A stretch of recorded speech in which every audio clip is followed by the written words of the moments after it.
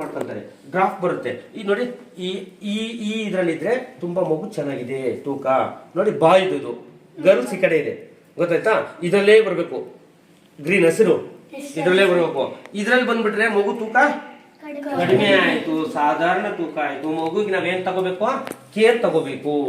ಇದ್ರಲ್ಲಿ ಬಂದ್ಬಿಟ್ರೆ urgent hospital. ಸರ್ಕಾರಿ ಕಿರಿಯ ಪ್ರಾಥಮಿಕ ಶಾಲೆ ಜನ್ನವರ, ಅರಸೀಕೆರೆ ತಾಲೂಕು. ನಮ್ಮ ಶಾಲಾ ಮಕ್ಕಳಿಂದ ಬಾಲ್ಯ ವಿವಾಹ ನಿಷೇಧ ಕುರಿತು ಒಂದು ಕಿರುನಾಟಕವನ್ನು ಮಾಡಿಸಲಾಯಿತು.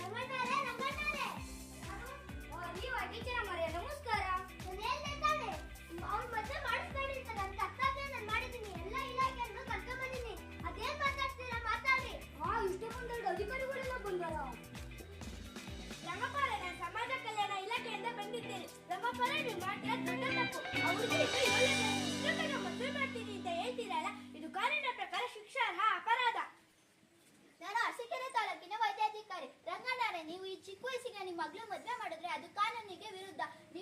ಹಾಗೆ ನೀವು 1 ಲಕ್ಷ ದಂಡ, ಹಾಗೆ 2 ವರ್ಷ ಜೈಲು ಶಿಕ್ಷೆ ಅನುಭವಿಸಬೇಕಾಗುತ್ತೆ. ಹಾಗೆ ನಿಮ್ಮ ಮಗಳಿಗೆ ಹುಟ್ಟುವ ಮಗು ಅಂಗವಿಕಲರಾಗಿ ಜನಿಸುತ್ತೆ. ನೀವು ಯಾವುದೇ ಕಾರಣಕ್ಕೂ ಈ ಮದುವೆ ಮಾಡಬಾರ್ದು.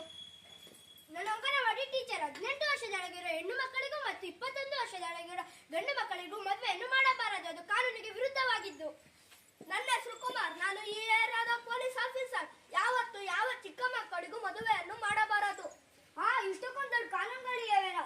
ಇಷ್ಟಕ್ಕೊಂದು ಕಾನೂನುಗಳಿವ. ಈಗಿಂದೀಗಲೇ ನನ್ನ ಮಗಳು ಸ್ಕೂಲಿಗೆ ಕಳಿಸ್ತೀನಿ. ಬಾ ಮಗಳೇ, ಸ್ಕೂಲಿಗೆ ಹೋಗು. ಮದುವೆನೂ ಬೇಡ, ಎಂಥದ್ದು ಬೇಡ. ಎಲ್ಲರಿಗೂ ಥ್ಯಾಂಕ್ಸ್. ನಾನು ಸ್ಕೂಲಿಗೆ ಹೋಗ್ತೀನಿ. ಶಿಕ್ಷಣ ಪಡೆದ ಹೆಣ್ಣು ಮಕ್ಕಳು ಆತ್ಮವಿಶ್ವಾಸದಿಂದ ಬದುಕುತ್ತಾರೆ. ಸಮಾಜದ ಪ್ರಗತಿಗೆ ತಮ್ಮ ಕೊಡುಗೆಯನ್ನು ನೀಡುತ್ತಾರೆ. ಪ್ರತಿ ಹೆಣ್ಣು ಮಗುವಿಗೂ ಉತ್ತಮ ಶಿಕ್ಷಣದ ಅವಕಾಶವನ್ನು ನೀಡುವುದು ನಮ್ಮೆಲ್ಲರ ಜವಾಬ್ದಾರಿಯಾಗಿದೆ.